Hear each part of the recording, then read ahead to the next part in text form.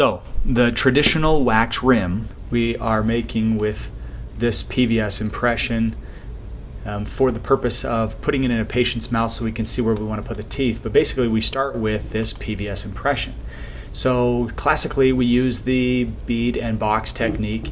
This is a kind of an old school technique where you create a mold to pour the stone into, so it just replicates really well a nice base and a nice land area.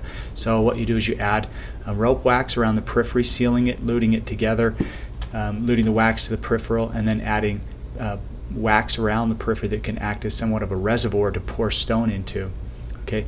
Then you will use a vacuum spat, so you'll suck out all the air and you'll triturate with controlled pressure, and you'll do this for the manufacturer recommended instructions. Removing the air there allows us to have a very dense, homogeneous mix. Okay, you clean that immediately, you pour the stone, flow the stone into the well you've made, the reservoir you've made, let it set, and then you're ready to remove the stone, and it's a solid, perfect base. Now, look at these two casts. Can you tell which one of them was made with bead and boxing and which one wasn't?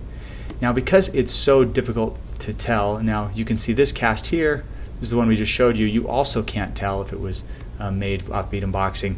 I want to show you another technique that's very fast, because there was no difference between the two. This one is faster, so it is also a user-friendly technique. So what I'm doing is measuring out the height of contour.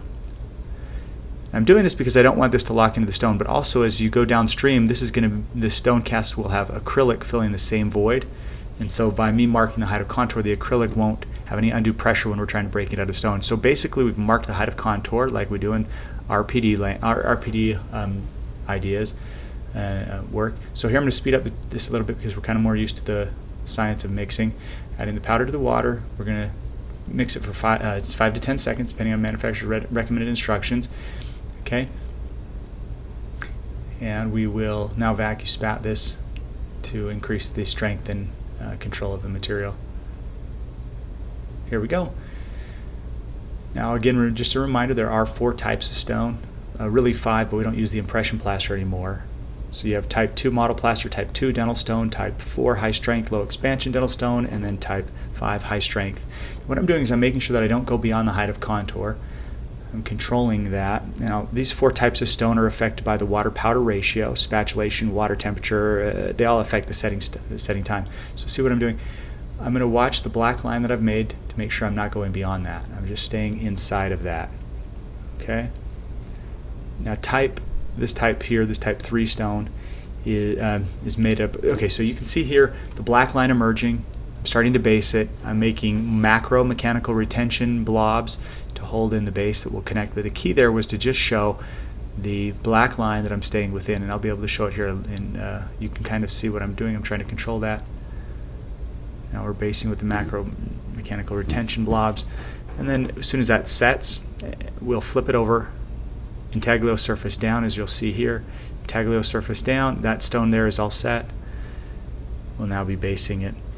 But basically the crystals become more and more regular as we go from type 1 to type 5.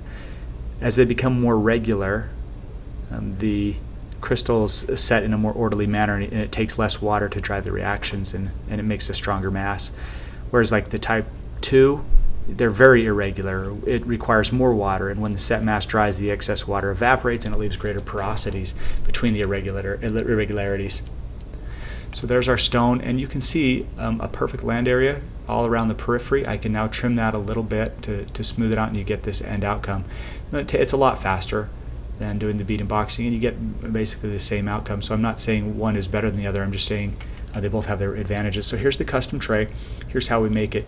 Same techniques we used for building the custom tray. I'm sorry, this is the wax rim. I called it a custom tray, but same techniques we used to build the custom tray we're going to use to make this wax rim. So first we lubricated the cast, and now we're just using a BIS GMA Triad by Den Supply here to start forming our base.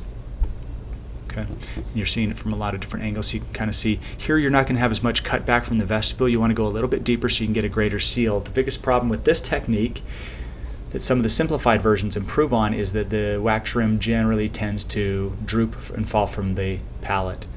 We'll cure just as we did in the other videos that we watched. Okay, make sure we break the seal, and then we put it back in for the full cure time. Okay, we'll clean up around the peripheral edges, and by so doing we'll have a nice smooth border for our patients to not notice, and I think that's kind of the key. All right, now we'll start luting the wax to the to the base, and with this we're starting to think about the general norms of patients. They generally are going to need about a 6 millimeter buccal lingual thickness, 8 millimeters in the posterior buccal lingual. On the maxillary arch, going from the vestibule right at the labial frenum down to the incisal edge, you're going to need about 22 millimeters. On the mandible, it's about 18 millimeters. I'm starting to build the rim right over the ridge, and we do that for improved function, physical function, mechanical function of the denture. Okay. So what I'm doing is I'm taking this this base plate wax, and I'm widening it out to those dimensions, about 8 in the posterior, 6 in the anterior, giving me a wide range to work with. I'm going to stay in front of the incisive papilla. Teeth fall generally about a centimeter in front of the incisive papilla. Now the tricky thing is, in denture world, the premaxilla will start resorbing, and so you sometimes have to go more lingual, which can compromise the speech sound and aesthetics. But if we are too far forward, it can become a mechanical disadvantage. All right, what I'm going to do now is I'm going to add to the peripheral there. This is going to be done for 2 reasons. One, to provide a more aesthetic appearance, which isn't of tremendous value since the patients won't really see it. It's really just for us dentists to feel good about ourselves that we're doing high quality work. But really what it's here for is it's going to improve our luting capacity. So I'm going to now melt the intaglio, and this right here is one of the most important key elements that we'll do.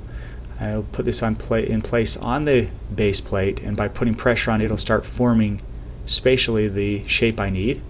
Okay. Now what I will do is I will warm up the intaglio surface of this wax rim again, and I'm going to lute it till it becomes very liquid, which will wet the surface and allow some type of fusion between the two entities, the blue wax, the blue base plate and the pink wax rim. I really want to lute these together because there's nothing more frustrating than finishing a perfect wax rim and then have those two things separate, invalidating all that you've just worked for. So I'm liquefying. You can see the melted wax, and I'll smash those together and allow that heated wax to fuse with the roughened base plate. Then I'll go around the periphery with heat and lute the 360 degree interface. I really do not want these to separate, so I'm taking every opportunity to seal these two things together. Okay. Now, one just a reminder, before I went ahead and made this custom tray, wax rim, I allowed the PVS to bench set for 30 minutes following the setting to allow for the potential hydrogen gas molecules to evaporate off. So after I've taken the impression, I got to wait 30 minutes before I pour it up. Otherwise, if the 30-minute period isn't followed, the surface of the set cast will be covered with small holes from the hydrogen bubbling into the setting surface. So once the impression has had a 30-minute time period to release any hydrogen gas, it is then best to pour the impression. So this is what I'm looking for. You can see it in the different views. Okay, and that's our wax rim that we're going to now go ahead and move to take to the patient's mouth. Pretty cool. Let's go ahead and look at the patient's mouth considerations.